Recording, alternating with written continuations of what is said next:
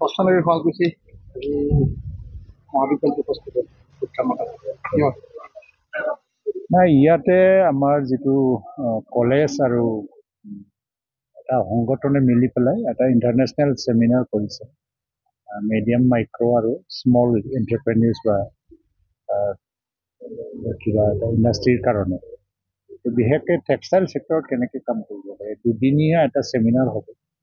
আৰু ফৰেনৰ পৰা research person আহিছে ছুইজাৰলেণ্ডৰ এজন প্ৰফেচাৰ শ্বিলং বা অন্যান্য ঠাইৰ পৰা আহিছে মই ভাবোঁ তেওঁলোকে টেক্সটাইল ছেক্টৰটো বিশেষকৈ MSME ছেক্টৰত কেনেকৈ আগবঢ়াই লৈ যাব পাৰে এটা আলোচনা হ'ব আৰু তেওঁলোকে যদি কিবা এটা ছাজেশ্যন দিব লগা বুলি ভাবে গভৰ্ণমেণ্টক তেওঁলোকে দিব তেতিয়া আমি বিবেচনা কৰিম শুৱালকুছি মই ইয়াতে প্ৰথমবাৰ নহয় বহুতবাৰ আহিছোঁ মই আৰু এডভান্টেজ আছাম হৈ গ'ল এডভান্টেজ আছামত দেখিছে যে বিদেশৰ পৰা যিমানবোৰ মানে ইয়াত অংশগ্ৰহণ কৰিবলৈ আহিছিল মুখ্যমন্ত্ৰীৰ নিৰ্দেশত ইয়াতে চব পৰ্যটক হিচাপে আহি পেলাই শুৱালকুছি চাই গ'ল অভিভূত হৈ গ'ল শুৱালকুছিটো চাই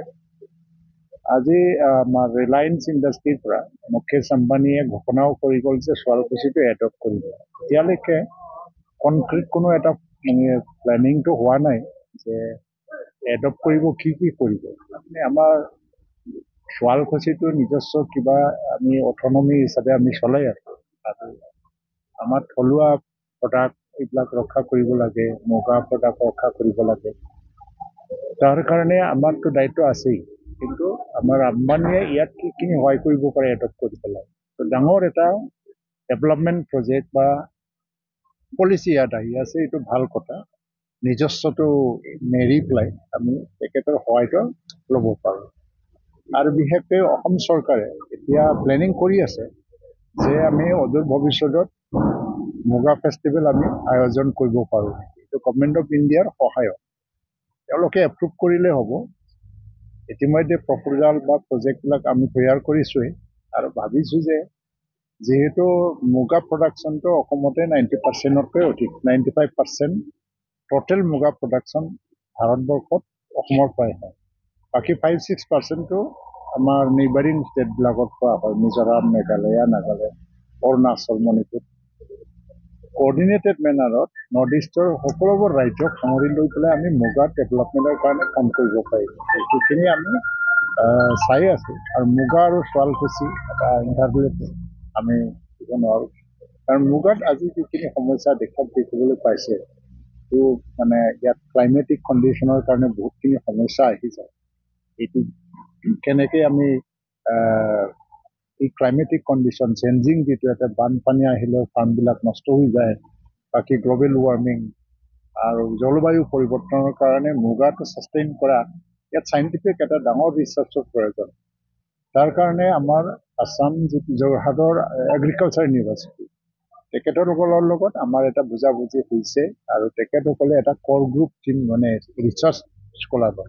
টীম বনাই পেলাই এতিয়া মুগাৰ ওপৰত যিটো ক্লাইমেট ৰেজিষ্টেঞ্চ এণ্ড ৰিচাইলেঞ্চ ইয়াৰ ওপৰত ৰিচাৰ্চ ৱাৰ্কটো আৰম্ভ কৰিব কাৰণ ভৱিষ্যতে এইটো যদি সফল হয় তেতিয়া আমাৰ হাই কোৱালিটি চিডছ প্ৰডাকশ্যনত বহুতখিনি সহায় হ'ব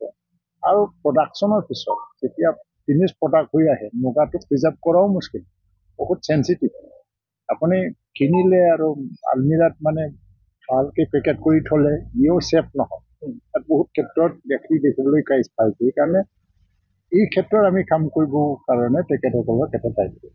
নতুন বাজেটত শুৱালকুছিৰ পৰা কিবা পৰিকল্পনা যুগুত কৰা হয় নতুন বাজেটত এইটোৱে হয় যে ইয়াত মেগা ক্লাষ্টাৰ মানে এইটোতো অকল কলেজৰ নহয় এৰিয়া হিচাপে এইটো হেণ্ডলুম ডিপাৰ্টমেণ্টে মেগা ক্লাষ্টাৰ প্ৰজেক্ট এটা তৈয়াৰ কৰিছে প্ৰায় আগতে কিবা কৰিছিলে 25 কোটিমান টকা